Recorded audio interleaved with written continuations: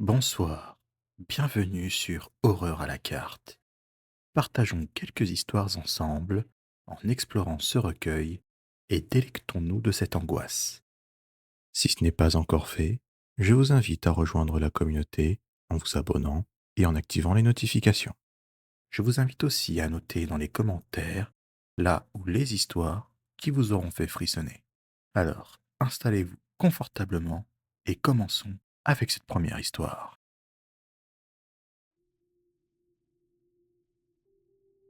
Vendredi soir. Salut, moi c'est Raphaël. J'ai 27 ans et je vis à Sao Paulo, une ville où il se passe des trucs bien flippants. Je vais vous raconter une histoire qui m'est arrivée. Une histoire qui me glace encore le sang quand j'y pense. Il est presque minuit et je sors du boulot. J'habite à Bella Vista, un quartier pas très loin du centre-ville. Ce soir-là, je rentre à pied parce que ma moto est en panne.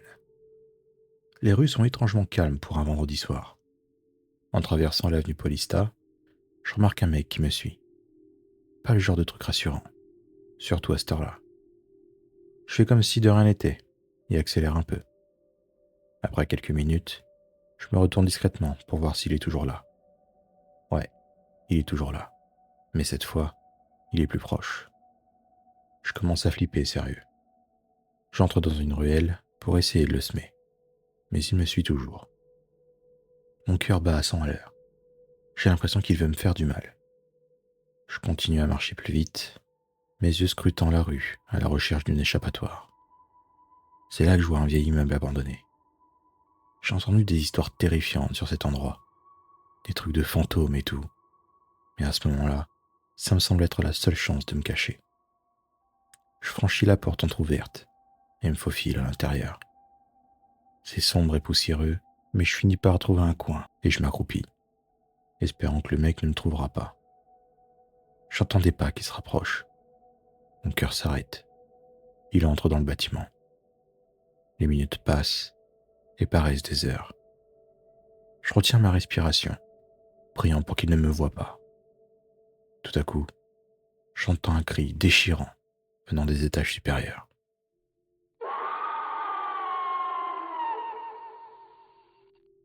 Le type qui me suivait s'arrête net. J'entends ses pas qui reculent, puis il se met à détaler dehors. Je suis maintenant seul dans ce bâtiment maudit, mais je n'ose pas bouger. Les cris continuent, résonnant à travers les murs comme des échos de l'enfer. Je prends mon courage à deux mains et décide de sortir de ma cachette. Je me dirige vers la sortie. Mes pas résonnent dans le silence oppressant. Juste avant de sortir, je tourne la tête et je vois une ombre au fond du couloir.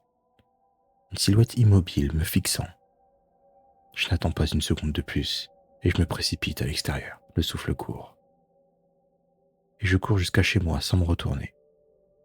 Depuis ce jour, je n'ai jamais parlé de cette nuit. Mais parfois, quand je passe près de cet immeuble, je ressens ce même frisson dans le dos. Les histoires qu'on raconte sur cet endroit ne sont peut-être pas que des légendes, après tout.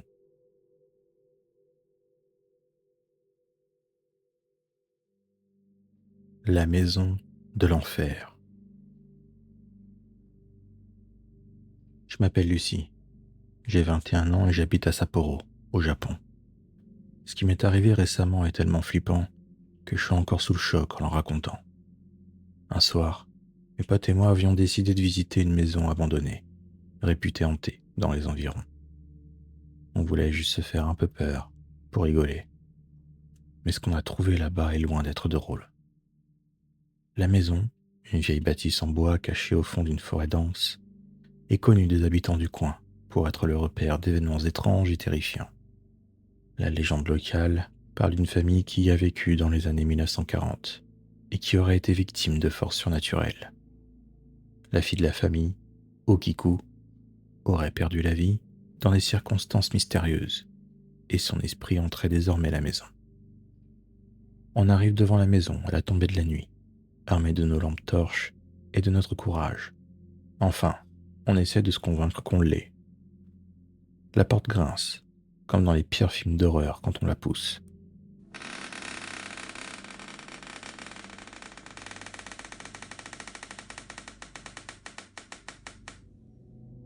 Et l'intérieur est encore plus flippant que ce qu'on imaginait.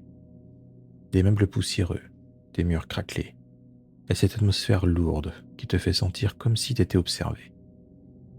En explorant les pièces, on tombe sur une poupée ancienne, posée sur une chaise, dans ce qui devait être le salon. La poupée est grande, avec des cheveux longs et noirs, et des yeux qui semblent nous suivre du regard. Instantanément, une sensation glaciale me traverse le corps. Mes potes ont commencé à se moquer, essayant de détendre l'atmosphère, mais moi, je sentais que quelque chose n'allait pas. On a décidé de faire un tour complet de la maison, histoire de vérifier qu'il n'y avait personne d'autre à part nous. Mais chaque pièce qu'on découvre est pire que la précédente. Des traces de pas dans la poussière, des grattements étranges venant des murs, et cette sensation oppressante qui ne me lâche pas. Dans une des chambres, on trouve des dessins d'enfants sur les murs, représentant une petite fille et une poupée. C'est comme si on sentait la présence de cette petite fille, Okiku. À un moment, on entend un bruit sourd venant du salon. On y est retourné en courant, et là, la poupée n'était plus sur la chaise. Elle était au milieu de la pièce, comme si elle avait bougé toute seule. Mon cœur battait à toute allure, et mes potes commençaient à paniquer pour de vrai. L'un d'eux a suggéré de partir immédiatement. Mais avant qu'on ait pu bouger, les lumières de nos torches ont commencé à clignoter et à s'éteindre. Dans l'obscurité presque totale, on a entendu des rires d'enfants. Des rires qui résonnent dans toute la maison. On a couru vers la sortie, mais la porte s'est claquée devant nous, nous enfermant à l'intérieur. Le rire se faisait de plus en plus fort, accompagné de chuchotements incompréhensibles. On a essayé de forcer la porte, mais elle ne bougeait pas d'un pouce. Et puis, plus rien. Silence total. Les lumières sont revenues et la porte est ouverte, toute seule. On a filé dehors sans demander notre reste. En me retournant, j'ai vu la silhouette d'une petite fille à la fenêtre, nous regardant partir. En rentrant chez moi ce soir-là, j'ai essayé de rationaliser ce qui s'était passé. Peut-être que ce sont juste nos esprits qui nous ont joué des tours. Mais une part de moi sait que c'était plus que ça. Les jours suivants, mes potes et moi avons évité de parler de cette nuit. Comme si en parler rendait tout ça plus réel. Une semaine plus tard, des choses étranges ont commencé à se produire chez moi. Des objets se déplaçaient tout seuls. Des ombres passaient dans mon champ de vision. Et toujours cette sensation d'être observé. Une nuit, j'ai entendu des rires d'enfants venant de ma chambre. Mon cœur a failli s'arrêter quand j'ai vu la poupée, celle de la maison abandonnée, assise sur mon bureau. J'ai pris mon téléphone et j'ai appelé mes potes. On a décidé de retourner à la maison hantée pour remettre la poupée à sa place, espérant que ça arrêterait les phénomènes étranges. Arrivé sur place, l'atmosphère était encore plus lourde que la première fois. On a placé la poupée là où on l'avait trouvée et on s'est dépêché de sortir. Mais avant de franchir la porte, j'ai senti une main glaciale saisir mon bras. J'ai crié et mes potes m'ont tiré dehors. Depuis, je n'ai plus revu la poupée chez moi. Mais les cauchemars continuent. Je rêve de la maison, de la petite fille et de cette main glaciale.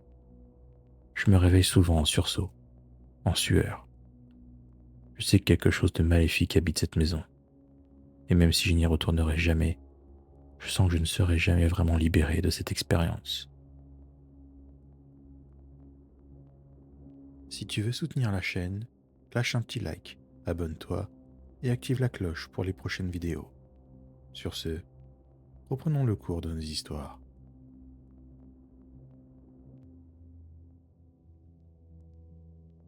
Virée nocturne. C'est l'été, les nuits sont chaudes et je profite des vacances pour sortir avec mes potes. Ce soir-là, on avait décidé de faire une virée nocturne dans un quartier industriel abandonné de la ville. Le genre d'endroit où tu ne croises personne et où l'ambiance est lugubre à souhait. On y va souvent pour se faire peur et se raconter des histoires flippantes. On arrive sur place, la lune est pleine et on commence à explorer un vieil entrepôt. Les murs sont tagués les fenêtres cassées, et l'endroit est rempli de débris. On avance en faisant des blagues et en rigolant, mais une fois à l'intérieur, l'ambiance change. Tout est silencieux, beaucoup trop calme. Soudain, on entend un bruit métallique venant du fond du bâtiment. On se fige, les yeux grands ouverts. Quelqu'un ou quelque chose est là. On décide de se rapprocher, doucement. Et plus on avance, plus le bruit se fait clair. Un raclement, comme si quelqu'un traînait un objet lourd sur le sol.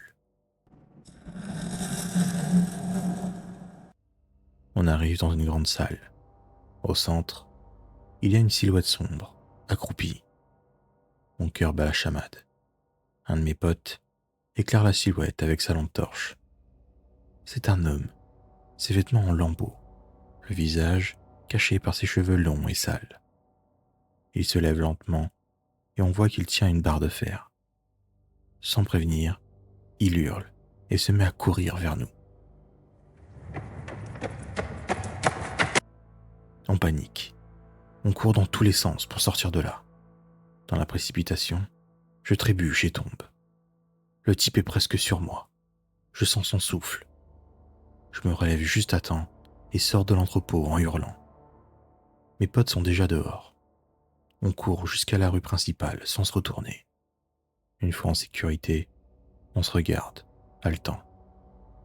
Personne ne dit un mot. Mais on sait tous qu'on ne reviendra jamais ici. Depuis ce soir-là, chaque fois que je passe près de ce quartier, j'ai des frissons dans le dos et j'ai l'impression que quelqu'un me suit. Après cette expérience, on a tous décidé de ne plus jamais revenir dans ce quartier. Pendant les jours qui ont suivi, j'ai fait des cauchemars récurrents où je vivais cette scène en boucle. Mes potes ont eu du mal à dormir aussi. Et on évitait d'en parler pour ne pas raviver les souvenirs traumatisants. Un soir, quelques semaines plus tard, je rentrais chez moi après avoir passé la soirée avec mes amis. Alors que je marchais dans une rue sombre près de chez moi, j'ai eu l'impression d'entendre des pas derrière moi. Je me suis retourné plusieurs fois, mais il n'y avait personne. Mon cœur s'est mis à battre plus fort, et je me suis mis à marcher plus vite. Plus je marchais, plus les pas semblaient se rapprocher. Arrivé chez moi, j'ai claqué la porte derrière moi et me suis précipité à l'intérieur. J'ai vérifié toutes les pièces pour m'assurer que j'étais seul. Mon esprit était en ébullition, incapable de rationaliser ce qui venait de se passer. Le lendemain, j'en ai parlé à mes amis.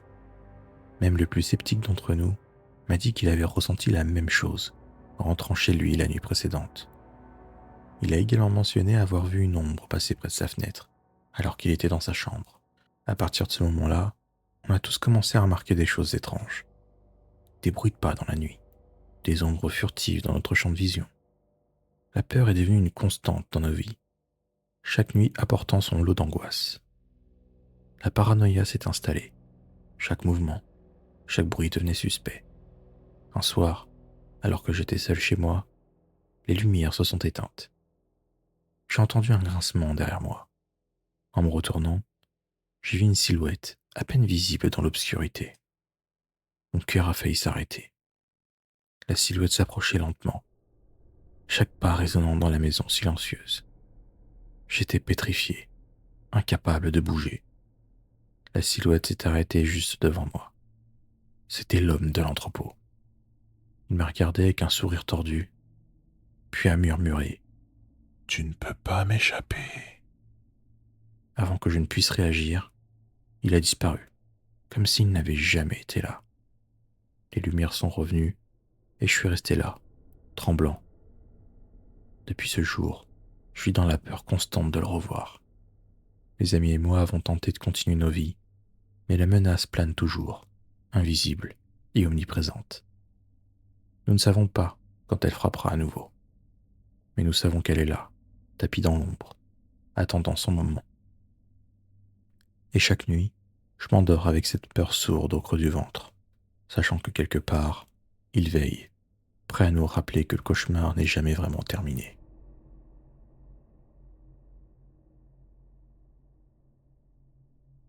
Étrange symbole. Salut, moi c'est Dominique. J'ai 16 ans et je vis à San Juan, à Porto Rico. Depuis quelques jours, ma vie est un cauchemar. Je vais vous raconter ce qui m'est arrivé. Avec des potes, on traînait dans notre quartier après les cours, à la recherche de sensations fortes. On a donc pris la décision d'explorer la vieille maison abandonnée au bout de notre rue. Une bâtisse délabrée, que tout le monde évitait depuis des années. On avait entendu des histoires de gens disparus et de bruits étranges la nuit. Mais on pensait que ce n'était que des légendes, pour faire peur aux gamins. Arrivé devant la maison, l'endroit a un air sinistre, avec ses fenêtres cassées et sa porte qui grince au moindre coup de vent. Dès qu'on entre, une odeur de moisi nous envahit. L'intérieur est encore pire que l'extérieur.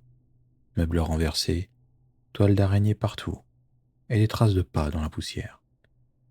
On commence à explorer la maison, rigolant et se moquant de nos peurs. Mais rapidement, l'ambiance change. On entendait des bruits de pas venant de l'étage, des chuchotements indiscernables, comme si quelqu'un ou quelque chose nous observait et murmurait.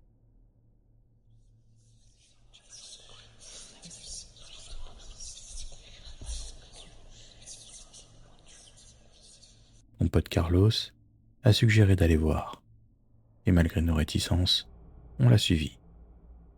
À l'étage, on a découvert une chambre avec des dessins étranges sur les murs, des symboles que je n'avais jamais vus auparavant. Au centre de la pièce, il y avait un cercle chelou fait avec des bougies fondues. Au milieu était posé un carnet poussiéreux. Je l'ai pris, et les pages étaient remplies de notes écrites à la main, parlant de rituels et de sacrifices. Soudain, la température a chuté brutalement, et un souffle glacial a traversé la pièce. Carlos a commencé à lire à voix haute quelques passages du carnet, et c'est là que les choses ont vraiment dérapé.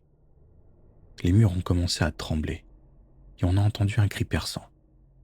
Pris de panique, on a essayé de fuir, mais la porte s'est refermée brutalement devant nous. Des ombres ont commencé à apparaître, se mouvant de manière anormale. Elles semblaient vivantes, comme si elles cherchaient à nous attraper. On a hurlé et tambouriné contre la porte, mais rien ne s'est passé. Finalement, après des minutes interminables de terreur et de tétanie, la porte s'est ouverte d'un coup, et on s'est précipité dehors. Depuis cette nuit, rien n'est plus pareil. Je fais des cauchemars horribles, où je revis ces moments. Pire encore, j'ai l'impression que quelque chose m'a suivi. Je vois des ombres bouger dans ma chambre, des silhouettes sans visage qui se rapprochent de mon lit.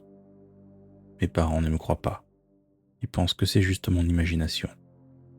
Mais je sais ce que j'ai vu, et je sais ce que je vois encore.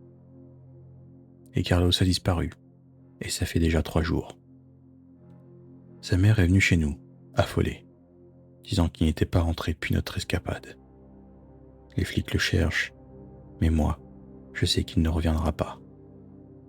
Il y a quelque chose dans cette maison, quelque chose de maléfique, qui ne veut pas qu'on révèle ses secrets. Hier soir, j'ai trouvé un autre symbole gravé sur le mur de ma chambre, le même que ceux de la maison abandonnée. Je ne sais pas quoi faire. J'ai peur de retourner là-bas. Mais je sais que je dois comprendre ce qui s'est passé. Et où est Carlos ?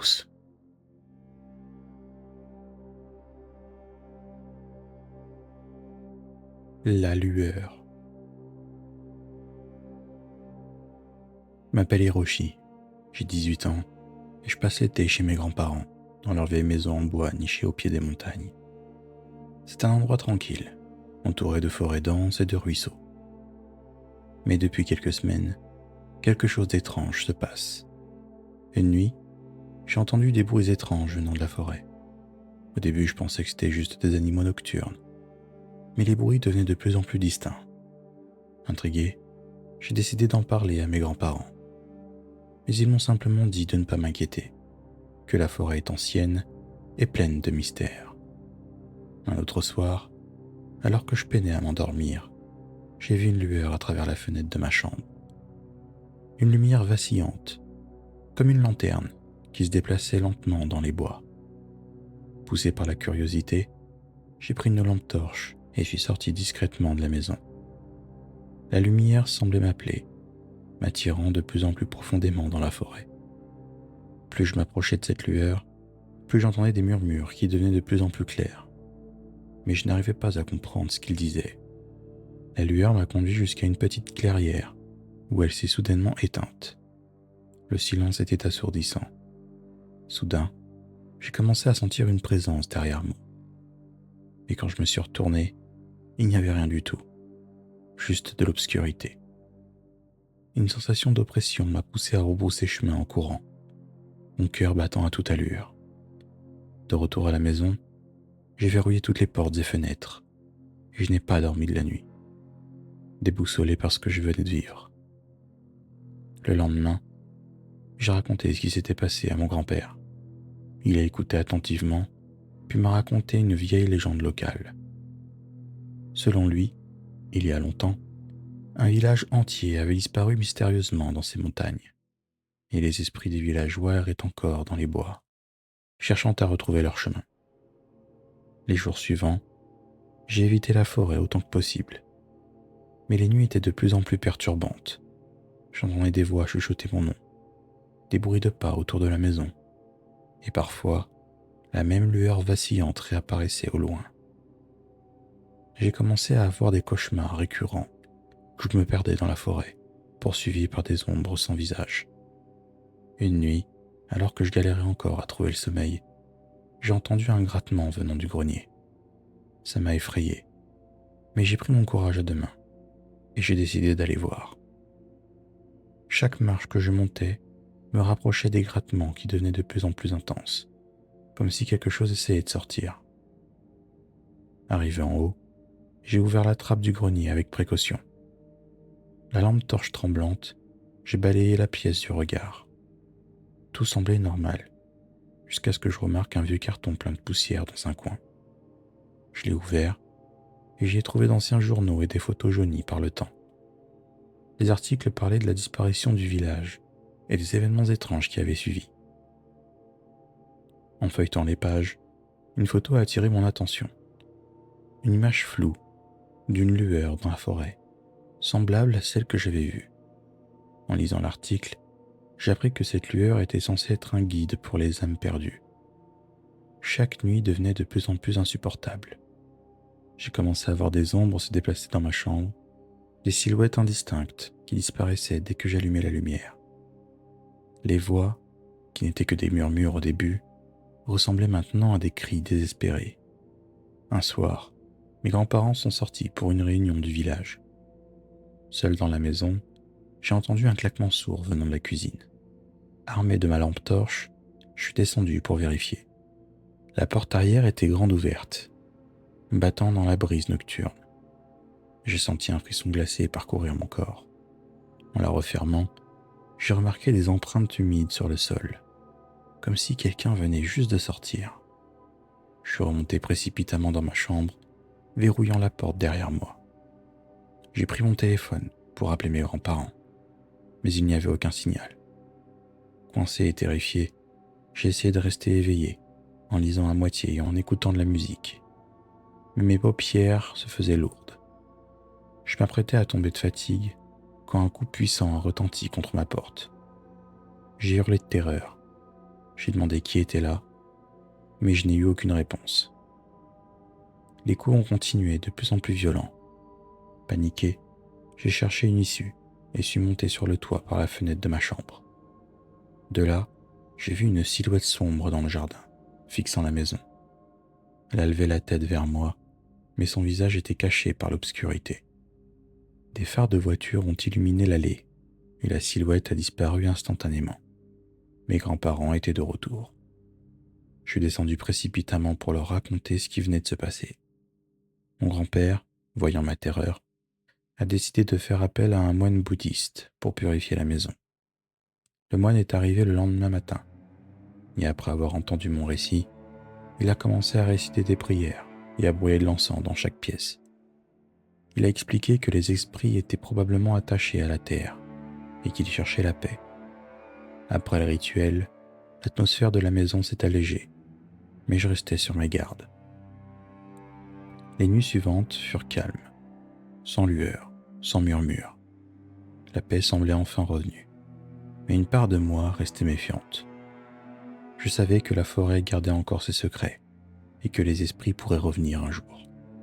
Chaque été, en revenant chez mes grands-parents, je m'assure de ne jamais m'éloigner trop loin, de peur de réveiller à nouveau les ombres de la montagne.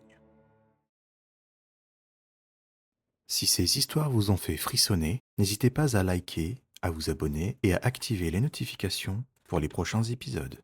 Un serveur Discord et une chaîne TikTok sont également disponibles, dont les liens se trouvent en description. Prenez soin de vous et à bientôt, j'espère.